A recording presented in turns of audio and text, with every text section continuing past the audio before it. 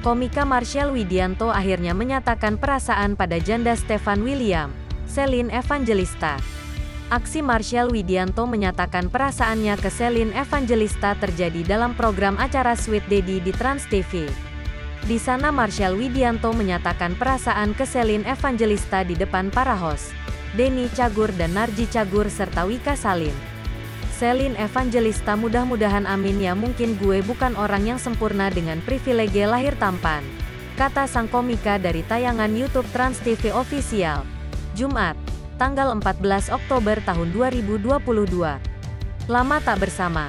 Kini tiba-tiba aktris Celine Evangelista dan komika Marshell Widianto tampak mesra lagi. Janda Stefan William tersebut bahkan mendapatkan perlakuan manis dari sang komika. Dalam kesempatan itu, Marshell Widianto mengungkapkan isi hatinya terhadap Celine Evangelista sembari menggenggam tangannya. Marshell mengatakan keinginannya agar ia dan Celine dapat terus berhubungan baik seperti saat ini. Walau hubungan itu dijalani tanpa status, namun Marshell ingin tetap saling sayang satu sama lain.